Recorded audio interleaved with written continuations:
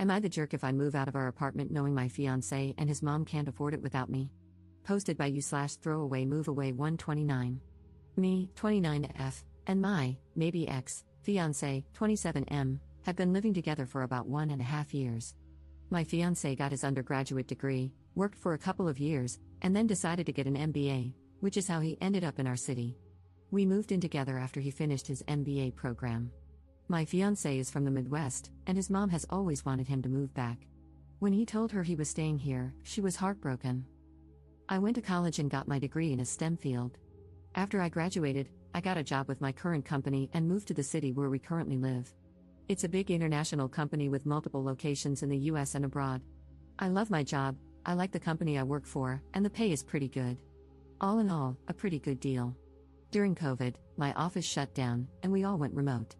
After COVID, they decided not to reopen this office, so I've been 100% work from home since early 2020. I currently make considerably more than him, mainly because I've been working for 7 years and I'm in tech. I had been living by myself in a 1-bedroom apartment and had my office set up in the living room since it was just me. When we moved in together, we decided to get a 2-bedroom apartment so I could use the extra room as an office. Because of this, I was paying 2/3 of the rent, and he paid 1/3. We split everything else 50-50. The problem started this past May. My fiancé's mom told him she wanted to move to our city to be closer to him. She asked if she could stay with us while she looked for a job and got settled. She's a teacher, so she figured she'd be able to get a teaching job pretty quickly. Because of that, I didn't really mind her staying with us, as I figured it would just be for a couple of months over the summer. Since I thought it would only be for a short time, I moved my office into a corner of our bedroom, and my fiancé bought a bed to put in the second bedroom. The problem is she never applied for any teaching positions and has been living with us for 6 months now. She and I have really been struggling with each other since she moved in. I can't make her understand that I work full-time. She constantly interrupts me while I'm working, which is bad enough, but she even interrupts when I'm on Teams calls. She always asks me to take her places because she doesn't like to drive in our city. She has pretty outdated views on gender roles and constantly gives me a hard time for not doing more around the house and for making my fiancé help with chores, do his own laundry, etc. The constant criticism and insults are really wearing me down. And I hate having my office shoved in a corner of the bedroom. Back in September, I told my fiancé that since it looks like his mom is going to stay a while, we should split the rent 3 ways. He told me she can't afford that since she has to conserve money until she gets a job. I told him I wasn't happy paying extra for a bedroom I can't use, so he finally agreed to a 50-50 split. I can afford to pay the extra, but I hate the idea of funding her lifestyle. Every time I complain about her or the situation, he says he agrees but doesn't know what to do because he can't kick out his mom. And he won't talk to her about the way she treats me or how she behaves. When I ask what the long-term plan is, he just says he doesn't know. I've thought about giving him an ultimatum to tell her she has to leave, but I think he'd just end up resenting me for essentially putting his mom on the street. One of my girlfriends is losing her roommate at the end of February. Our lease renews on June 1st.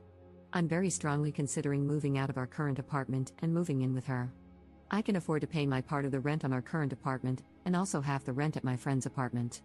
It's not ideal, but I'm not a big spender, so it's doable. The issue is, if he and his mom aren't able to pay 1/3 of the rent each, there's no way they could cover the whole thing on their own. But I can't live like this anymore, so I'm pretty sure this is what I'll do. I just wanted to see if people thought I'd be the jerk for leaving them like this. Update 5 days later. I posted here last week about the situation I'm in, living with my soon-to-be ex-fiancé and his mom. I started off trying to reply to everyone's comments and keep up, but honestly, I just got completely overwhelmed with all the responses. First off, I want to thank everyone for their feedback and comments, even the ones that were kind of harsh. Actually, probably especially the ones that were kind of harsh. I really needed some tough love to make me realize that I was letting my soon-to-be ex-fiancé and his mom take advantage of me. The more comments I read, the more pissed off I got. Honestly, I think I'm more pissed at myself for allowing this to happen and not advocating for myself more. This past weekend, I got my soon-to-be ex-fiancé alone so we could talk, which was actually harder than it should have been because his mom always tries to tag along when we do anything. Going through all the comments everyone left and the PMs people sent really helped me decide how to approach this. It also brought up a lot of good questions I should have thought of myself. Back to the discussion with my ex, I wanted to give him one more chance to pick us over his mom, not because I thought he would, but because I just wanted to be able to tell myself I gave him the opportunity. I explained again how unhappy I am with the situation, how it's affecting my work because of her constant interruptions, and how uncomfortable and unhappy I am being forced to work out of a corner in our bedroom. I reminded him that until a few months ago, I was paying the majority of the rent, and since I make so much more than him, it's really my salary that keeps us all afloat. I also brought up, again, the way she treats me and talks to me. And he replied the same way he always has. He agrees it's not right how she acts and that it's really uncomfortable for all of us. WTF, I don't care if she's uncomfortable. Previously, I would have dropped it there. But this time, I told him how angry and disappointed I was that he let me pay for 2/3 of the rent when she first moved in and how unfair it is that I'm still paying for half when there are 3 people living there and she is the only one with her own bedroom. His response was the same: she has to conserve money since she doesn't have any income currently. Which brought up the question, where did all her money go when she moved? What money does she use for incidentals? Evidently, when she got divorced, she asked for the divorce after my ex went off to college. It doesn't sound like her husband/ex's dad wanted the divorce. His dad bought her out of the equity in their house. My ex had no idea how much that was or how much is left. But until she moved here, she was working full-time as a teacher and living in a small apartment, so she shouldn't have had to tap into the divorce settlement money much. Other than that, my ex didn't have much insight into her finances beyond what she told him, that she has to conserve money. I told him straight up that I'm moving out before the end of the month. And from now on, I'm only paying 25%, as some commenters pointed out. She has a whole bedroom while I have to share with a man-child, so she should be paying twice as much. After I move out, I'm not paying for anything else, no utilities, no food, nothing other than rent. I have a pretty good idea of what his finances are like, and if he has to pay 75% of the rent all by himself, it's going to take a huge chunk of his net income. After he pays utilities and buys groceries, there won't be anything left for incidentals. Rent was due on the 1st, but it's not late until after the 5th, so he has 2 days to come up with the money. If he doesn't and I end up covering it, I'll reduce the amount I pay in future months. The only reason I'm going to keep paying any of the rent is that even after I move out, I'm still on the hook. I talked to the leasing office, and they explained that since my ex and I signed a single rental agreement together, i.e., one contract we both signed rather than 2 separate contracts, we are both responsible for the rent. They don't care who actually pays, as long as it gets paid. The only alternative would be if he agrees to sign a new lease by himself, or together with his mom. But in all likelihood, he wouldn't be able to pass the credit check on his own, so I'm kind of stuck. I don't think he'll do anything stupid, though, because he's going to need to find somewhere to live after this, and a collection on his credit report wouldn't be good. I also told him that I'm going to find someplace else to work during the day until I move so she can't bother me. My friend, whom I'm moving in with, said I could work at her place during the day since she and her current roommate have in-person 9 to 5s. I took her up on that for now. After living with his mom, I'm not about to overstay my welcome, so I'm going to find some other options to rotate through. Someone suggested checking out the public library, or if it comes to it, I'll get a membership at one of those WeWork type places. Just in case, I brought my important papers, files, and valuables, and my friend is storing them for me until I move in. He really didn't take it well. The surprising thing to me is that he was actually shocked by everything. He seemed genuinely surprised that I wasn't prioritizing his mom. I really got the feeling that he sincerely believed I wanted to take care of her as much as him. He kept saying stuff like, "What about my mom? What am I going to tell her? That's just how she is, but we still need to help her," etc. He asked about our relationship and the engagement. I told him that after I move out, I need some space from him. In a few months, once we've both had time and space to process what happened, if we both agree, we can talk about the relationship. But he'd have to prove that he's going to have my back going forward and will set boundaries with his mom. I told him that just to avoid more drama, but I don't see a future where we're together. I told him he needs to tell his mom because she is not my responsibility or problem, and she'll know something's up when I start moving my stuff out. He hasn't told her what's going on yet, but this weekend, I'm going to start moving things, so he doesn't have much time. My friend's current roommate starts a new job in another state on the 3rd, so realistically, I can probably move in 2 to 3 weeks, depending on when she actually leaves. I don't expect him to do anything bad, other than sulk and complain, but if he does do something stupid or doesn't pay his part of the rent, the ace up my sleeve is that I'll tell the leasing office his mom moved in, which is prohibited in the lease. Honestly, getting evicted would solve a lot of my problems right now, so it's a pretty valid threat, I think. Now that I've mentally and emotionally separated myself from him and his mom, I'm actually looking forward to her reaction when he tells her what's going on. If it gets too ugly, I'll find a cheap Airbnb or hotel or something. I've had some friends, including the one I'm moving in with, offer to let me couch surf for a few weeks, but I just can't do that to someone else. So, that's it. I'm leaving, and I really don't care how that affects them. Relevant comments. Commenter. The thing about him sincerely believing you wanted to take care of mom is pretty standard when someone has an enmeshed relationship with their parent. When you think of a romantic partnership, you think of two people working together to build a life for themselves. When the enmeshed person thinks of a partnership, he thinks of having someone with whom to share the burden of his enmeshed relationship. And the truly sad thing is that he probably cannot perceive how skewed his perspective is. His normal meter didn't break, it never worked in the first place. It's sitting in the back of a closet, buried under a bunch of old coats. Ops response. I mean, that explains a lot. But honestly, that is just so effing sad. That's essentially saying he's broken but doesn't even know he's broken. So he'll just go from relationship to relationship, never really understanding why women keep leaving him. Absent his mom, he's really a great guy, but nobody will ever want to stay with him if his mom is always going to come first. Commenter 2. You already let her stay well past the agreed upon time, and they should be grateful for that instead of being mad that you're finally putting your foot down. Did they honestly have no other plan? Was this supposed to continue indefinitely? They're about to get a rude awakening, but it's no less than they deserve. Ops response. That is a great question. I have no idea what the long-term plan was. Every time I brought it up with my ex, he would say things like, we'll have to make sure she applies for next school year, but he would never talk to her to tell her that. Plus, even if she does get a job for next school year, that isn't until September. And realistically, it would be another month before she starts getting a paycheck. There is no way I'd stay in this situation for another 8 months, I would end up in prison. Commenter 3. To clarify, she has enough money from the divorce settlement for her own personal expenses but won't even pay her share of the rent? Ops response.